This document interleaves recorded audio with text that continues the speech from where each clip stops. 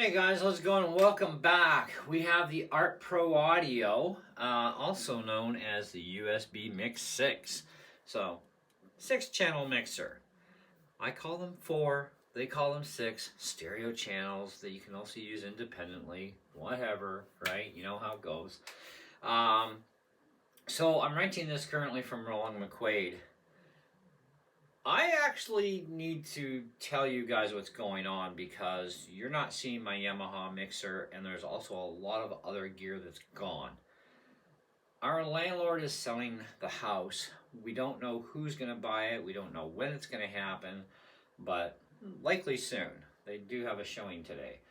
But that being said, we are having a very hard time finding a new place in case the new owners don't want to continue to rent us the apartment. We're not paying anywhere near market rent for the 2-bedroom, okay?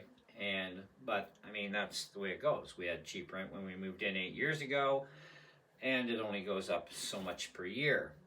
And of course, they can't jack the rent to market rent on us because we're current tenants, right? So, but the thing is we don't know if they're going to use the apartment as an apartment, whoever buys the place. So we've been looking for a new place, and part of that means downsizing a lot of stuff, and I do mean a lot. I mean, I don't even know if we can keep our washer, dryer, fridge, stove, or a lot of other things. I don't even know if I'll be able to keep my bloody desk that I just bought a couple of months ago. I mean, it's really stressful right now. So, but I still have to stay functional. So I gotten rid of a ton load of gear, and I did manage to get out of a lot of debt, even though I'm back in a little bit on a couple of guitars with Long McQuaid that I have to have. It's not an option. But I also need to function. So we've been, like I said, we've been looking for a place. Either nobody responds, or 97% of everything available, even across the entire country of Canada here, all people want are students and friggin' immigrants in shared rooms for like over $1,000+ a month, right? And it's like, seriously, that's a lot of money to rent a bedroom, and you can be kicked out within 3 days. And it's like, we need an actual apartment. We don't want to live with other people because you can't trust people, for one. 2, it's you're renting a friggin' room. Where do we put anything, right? So we need an apartment. We have applied for one apartment, and we never got it. The person never even got back to us. Just, it got rented, okay? So applying is not something I'm going to do again online. As far as applying, I want to see it first. So we did see an apartment, though, first, and in North Bay, and for a 1-bedroom, it was very spacious, and we would be able to make it work, but our washer, dryer, fridge, and stove would have to go at least, but we would be able to make it work somehow and still downsize a bunch more stuff too, but we could make it work. And the rent was not bad, you know, I mean, still expensive for a 1-bedroom, but affordable nonetheless. Well, we lost out on that too, and now there's like squat available, like nothing, and it's like, we don't know what we're gonna do. We just hope we don't end up having to live in the car. If that happens, it's going to be like the clothes on our back and everything is gone, and I won't even have a YouTube channel ever again. So that's kind of where we're at. So in the meantime, I wanted to talk to you guys about it. So keep us in your prayers that, you know, the new owners will keep us here, because we can afford the rent here, and they can't really jack it that much on a takeover. We've done the numbers, and we would be okay. Which means if that happens and they want to keep us long term, I could replace a lot of stuff again and get back to normal life. If not, we're in trouble. So keep us in your prayers that something either turns up that's very affordable, that gives us the space we need and we don't have to downsize too much more, or we can stay where we're at. Let's get on with the review, okay? Because this is getting depressing. So I rented this from Long McQuaid, obviously, for reasons that, like we just said. I need something small. I need something that I don't need a pile of gear for. I'm not one for USB direct to the computer from a mixer. I've never had good luck with mixers like that, but I thought, you know what? Situations change. Let's see if this thing can handle anything. This is $219 Canadian at Long McQuaid.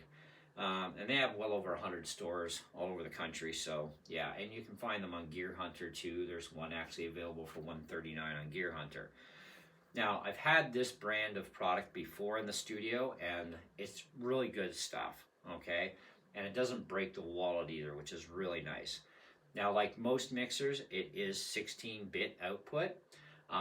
If you want 24-bit, you will need an interface that can convert your 16-bit to the output of 24-bit, and that's what I had before, and it worked great to get 24-bit. But 16-bit recording works really well, and it gets the job done at a really decent sound quality, so not a big deal. For using this mixer as something that's basically, I call it 4 channels for how I use it, but it is a 6 channel, okay? It does only have bass and treble. There's no mid-range control for the EQ. So my advice is if you're going to record direct into your DAW, then put your bass and your treble right at 12 o'clock and then do your EQing after, okay? Which technically you should be anyways, right? Live mixing, like for live performance, you could do that. It does have speaker out jacks that will accommodate powered speakers because this is a preamp mixer. There's no amplifier built in. You do have left and right pan controls for balance. You have an independent level control for each one. And of course, like I said, you also have sound effects, okay? So you do have the FX dials for that. Your first 2 independent channels, those are XLR or TRS or tip sleeve. Take your pick, okay? You have a switch on each one of those that is for either instrument high Z or line level, okay? You can also use a DI box if you find that you need to clean the sound up better because of whatever you're plugging into. DI boxes are perfect for that. So that works. Channels 3 and 4, you can either use it as a stereo channel or left-only mono, which would give you left and right still for balance control. It's just that it's like every other channel, they're mono inputs, right? You do have channels 5 and 6 input that are going to cover RCA jacked devices, but you can also get converter cables as well and alter that into a different type of a hookup. You also have an auxiliary input and auxiliary output as well. Main mix output jacks left and right, balanced or unbalanced, your choice. Monitor headphone outputs, you can monitor your stuff. The built-in effects are actually really decent quality for a cheap little mixer.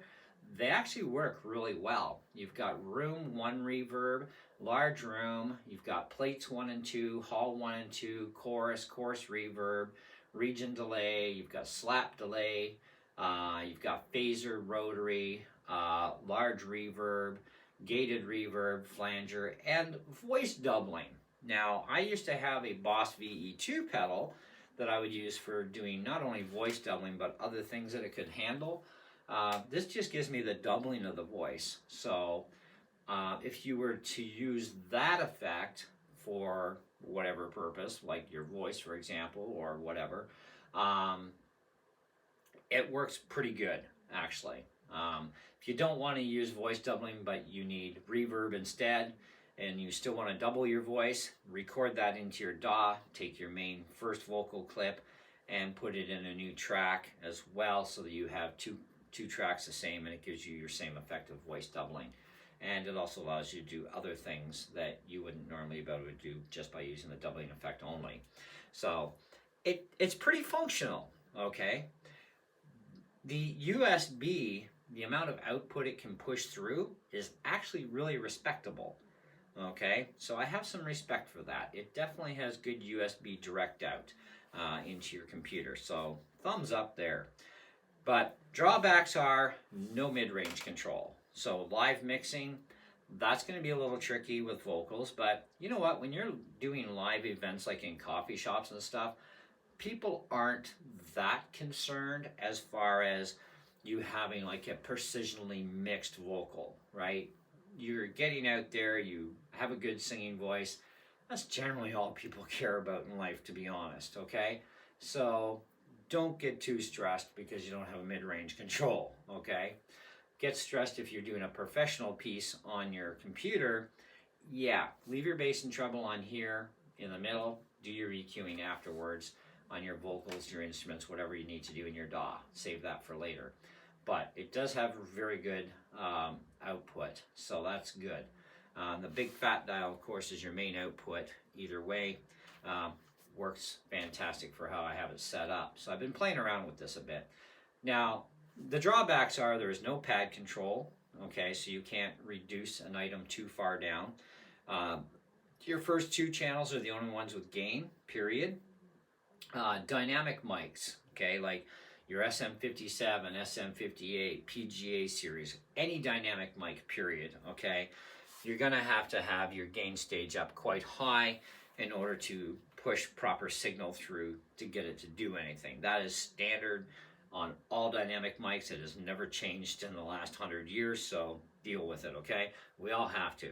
It does have phantom power. There's a switch on the back alongside the power switch for phantom powered mics. So your condenser mics that use phantom power.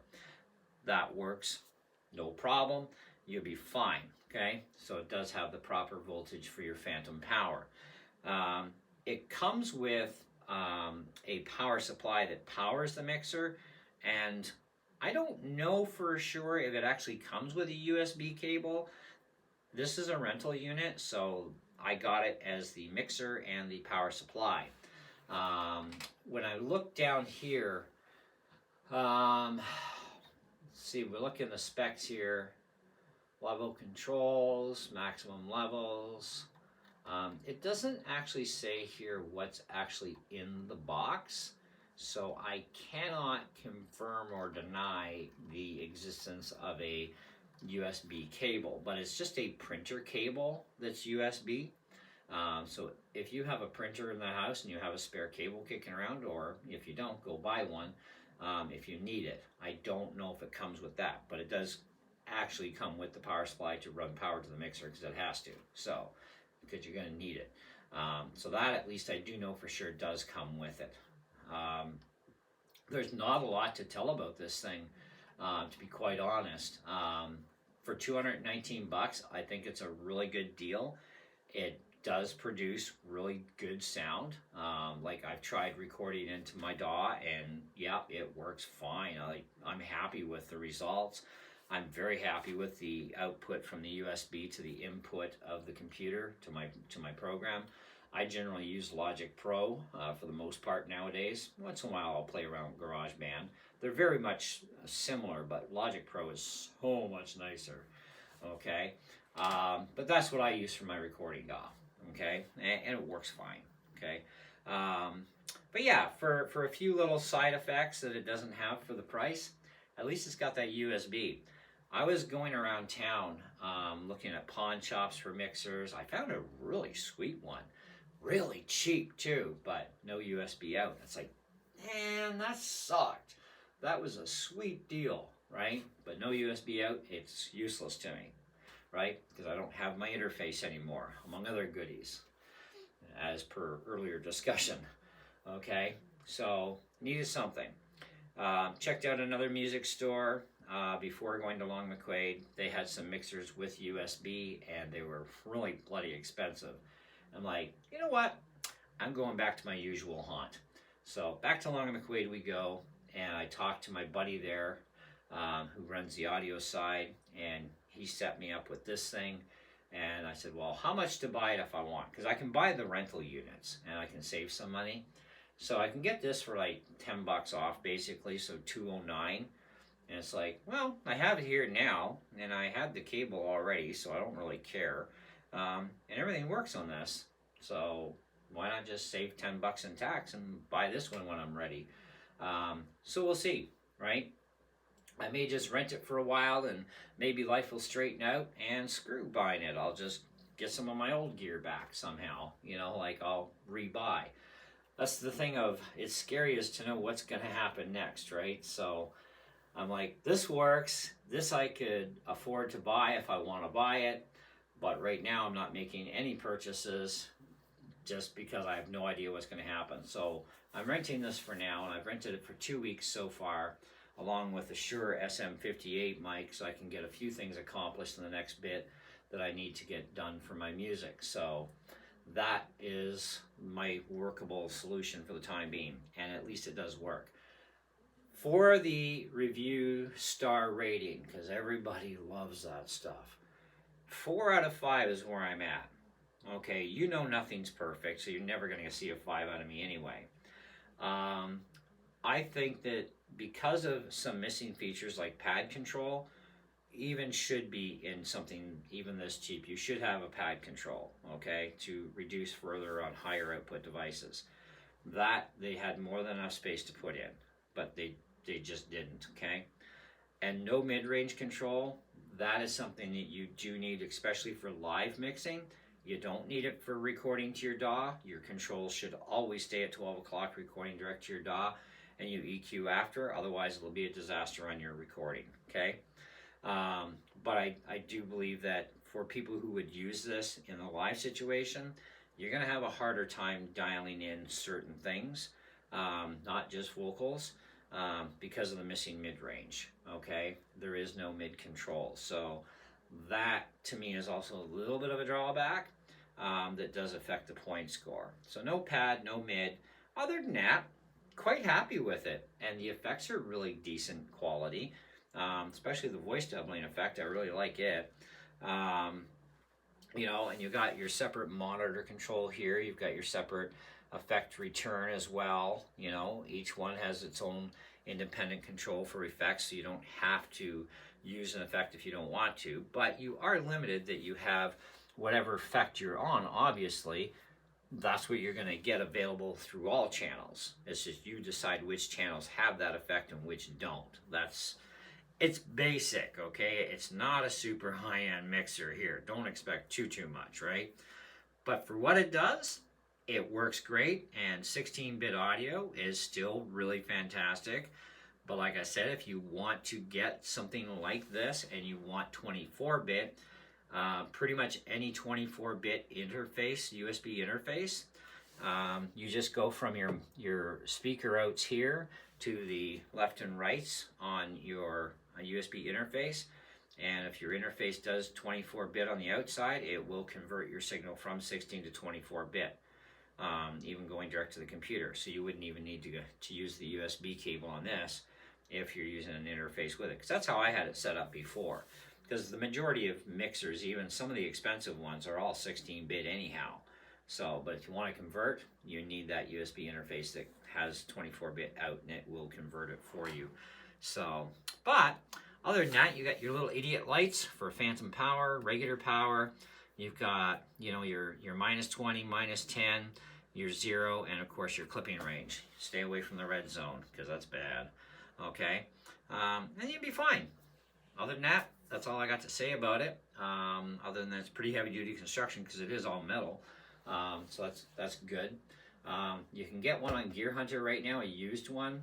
It's actually sitting in Quebec for like 139 bucks. So if you really want to save a bunch more money, Gear Hunter does have one on the Long McQuaid website, and it's in Quebec. So otherwise, it's just all brand new stuff kicking around right now, or maybe you can get a rental deal, right? So buy one of their rental units, and away you go there. Anyway, that's it. That's all. Thanks for watching. Hope you enjoyed the video, and please remember, keep us in your prayers for our situation, and we're really hoping we can stay in this place. We really don't want to move. You know, like, it would be such a pain, but whatever God has in store for us, we deal with. But still, we need your prayers to either find a place or hopefully stay here. Thanks for watching. See ya.